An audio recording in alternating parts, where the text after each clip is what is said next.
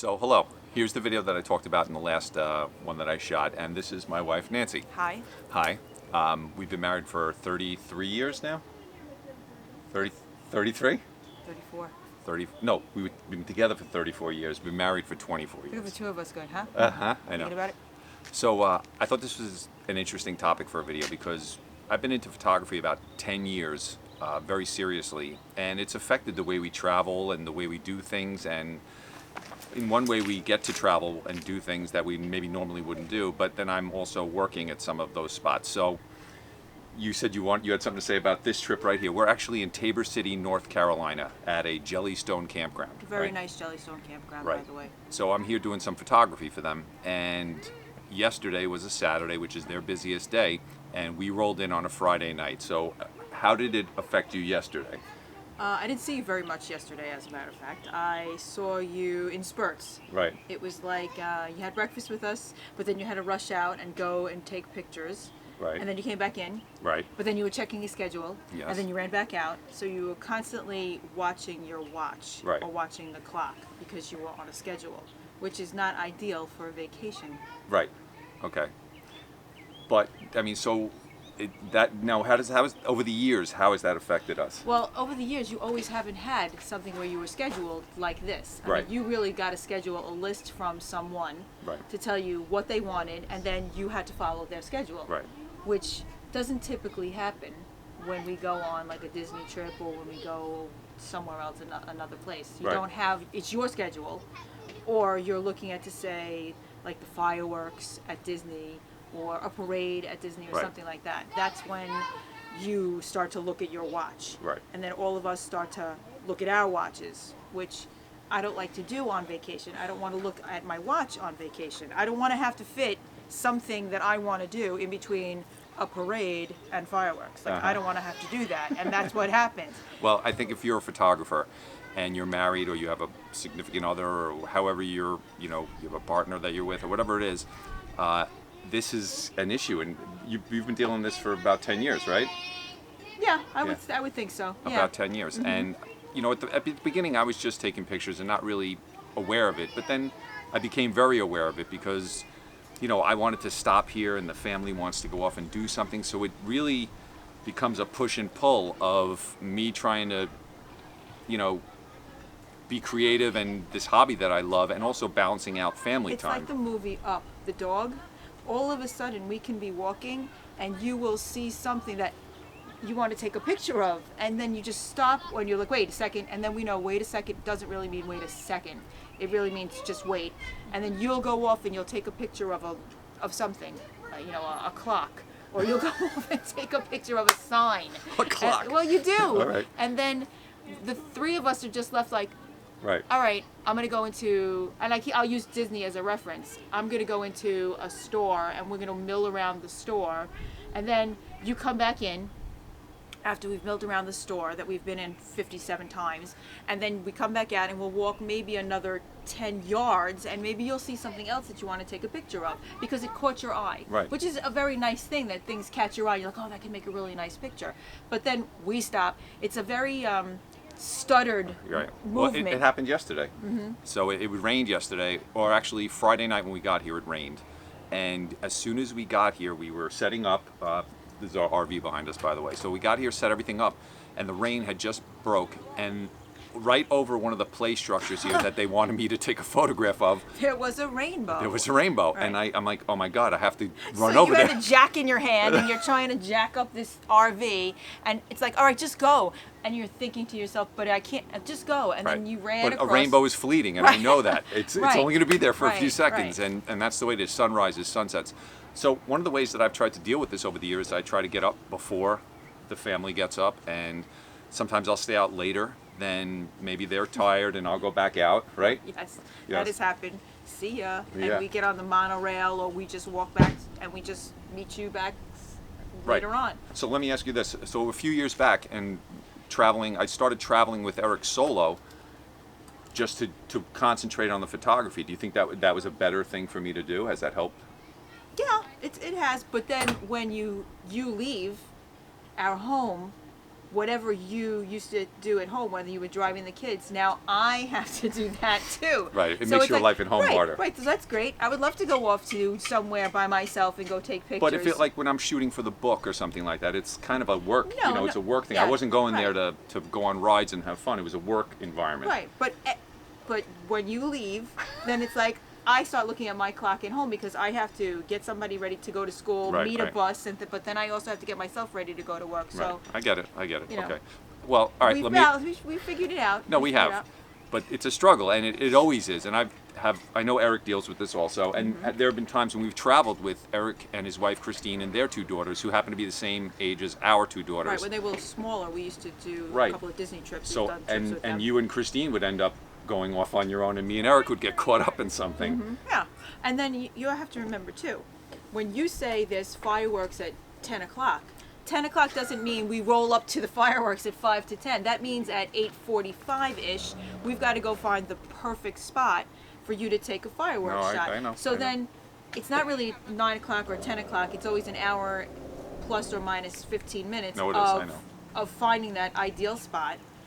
And then you'll go and then you're Right. sitting there and you're waiting, and then and then what happens is you're standing behind your camera, and even if you're 5 feet behind us, you're not really paying attention to the three of us sitting down on the floor. I Yeah. always feel like sometimes you're seeing things through this teeny tiny hole in your camera, and you're not really seeing what what the three of us see. You're Well- not experiencing it with us. Yes, and there were times where I will try to maybe not do that and try to be with them more and just kind of have a shutter release in my hand and we're sitting there talking, whatever. I've done but it with you too, with the yeah. two of us. Well, sitting listen, there like that's that. right. She's gotten in the act too. I'm like, here, you take this camera. I'm going to take this one. But so, all right. So that's a lot of the negative that happens with being with a photographer. And, this happens in other places. We've traveled to waterfalls and gorges on On the cruises. right.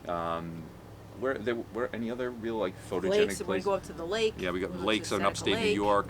So I will try to fit my photography around whatever we're doing, or try to make time for it when it's not typically a time we'd be out doing something, Right. early in the morning. All right, so is there anything good? No, the truth is that it's very nice because then I have hundreds of images to mark our trips together. Right, and The our one- life, really. Right. That's the one. That's not the one thing, but that's a big part of it. I will always have these pictures, these images to go back and really say, "Wow, look at all of the things that we did and all of the things that we've seen."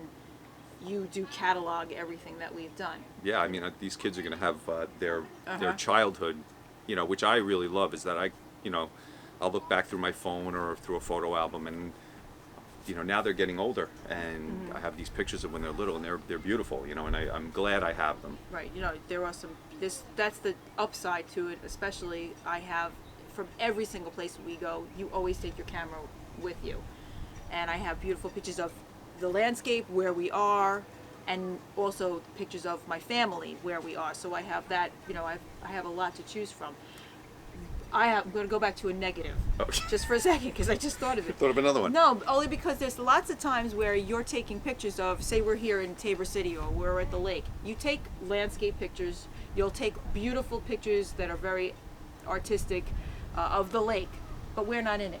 Or you'll take a picture of, a beautiful tree and a beautiful this and a beautiful that, but your kids aren't in it. Right. So it's almost like there needs to be a balance between people shots and landscape shots. That at the too. beginning was something that I definitely struggled with, but I am definitely more cognizant of that now, Right. and I really try to, I'll take the picture of the lake, and then I'll say, guys, let's all get in a picture, and I'll put the tripod up, and we'll get a family picture in the same spot. Right. And I did that in California, and that was a nice trip also, and I got a ton of Yes. family photos on Yeah. that trip, but we were also in these beautiful landscapes in like Palm Springs and on the beaches of California, where I made sure I took a beautiful sunset picture, and then I got everybody in front of the Right, camera. so there has to for be a the- balance of when Yeah. we're at a place, it can't just be 75% trees, ground, Right, mountains, right. hills, and lakes. No, I It's got to agree. also be your family's in there, because otherwise I'm looking at and you're like, okay, I just finished this album and you're showing me 175 pictures, and 50 of them are of us and the other 125 Right. are of beautiful images of landscapes, but I want to put ourselves in there, Right. so it's That's- visceral when I look at That's the balance for me, is to try to just forget about the artistic stuff and just capture us in a place. Right. So it is a struggle, and you know, we've had this conversation off camera too, more than once, and Yes. I'm sure you've had this too, and I think it's just trying to find a balance, and that's really all it is. You have to, and I would say, doing things when the family's not doing, like early morning and late night, are really that's an answer for it, I think. Right.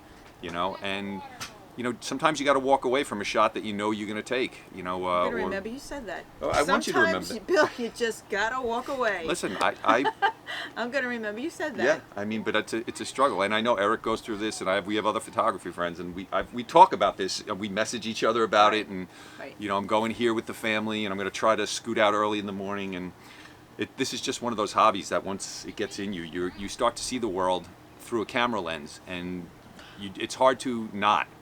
That's the thing. It's very hard for me to look at something.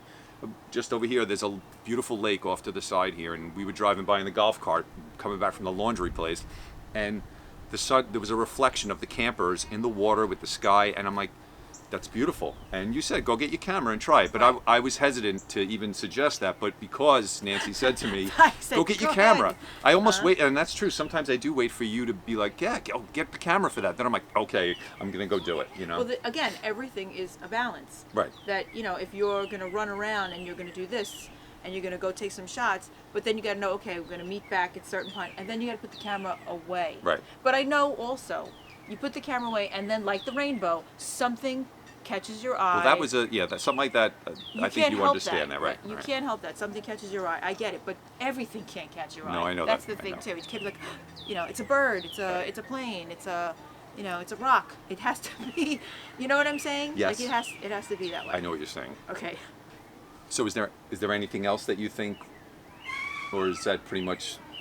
Yeah. There was a few times we've gone to Lancaster, Right. and you are particularly interested in the trains. They're beautiful. There's these old locomotive steam trains. And you could walk right onto the tracks, and Yes. it's just a unique environment to photograph. And I keep going back to it no matter when we go. And we were there. We go there 3 or 4 times a year. You know, try to go each season. And one time, maybe more than one time, 3 times maybe, you got up early in the morning to go to take pictures of the trains, and it was cold and icy. It was Yeah, it was probably about 20 degrees. Yeah, and I worried about. And in the wintertime, it doesn't get light out until could be 7 o'clock in the morning. So you're driving there at 5:30, 6 o'clock in the morning. I'm in the hotel room with the girls, and I worry he's gonna slip. He's gonna fall as the train's coming by, and he's gonna slip Right. on the tracks. Like, you know, then I start to worry. Some locations, like when you're in Disney, and you're like, I'm gonna stay. Yeah, it's usually the summer and the weather's good, and Right, and and we're so familiar with it. And The girls and I get on the monorail, or the girls and I walk back to the hotel, because wherever we are, I know everything's fine. I'm Right. feeling comfortable walking back with the girls. I'm feeling comfortable that you're going to show up at 2 o'clock in the morning. That's fine. right. You know. No, I certain agree. places- The New York City. When we go into New York City, that's you know, Eric and I got caught up in Central Park at 11 o'clock at night. It was pitch black. You know, I wasn't as comfortable as I would like to be in that situation. Each of us were carrying probably $10,000 worth of camera gear. So there were times where we definitely put ourselves in situations that maybe we shouldn't have to try to get the shot or a shot. But Right. I get that. Yeah, so sometimes I worry too. In addition to the other things, there is Right. the worry factor Right. also. You're getting on a plane and you're going somewhere without us. It's just a little bit of a worry. Definitely. That's all. Well, I appreciate you doing this. Yeah, I How have about- fun doing this. Yeah, it's not bad. No, not at all. Wait till I see it though. Well, that's the thing. I'm gonna This be like, may never see "Forget the it." light of day. Right, forget it. Take it off. I think it's fine. I think it's good that you're being honest and that we can talk about this, because it's a real issue that photographers, I'm sure, have to deal with. And it's like, sometimes it's like any other job. Like yesterday I was working. So even though we're here on vacation, I was working yesterday, and it's hard to separate what we're doing here when, there's a pool right there and this and that, and it seems like a vacation environment, but I'm here to do work.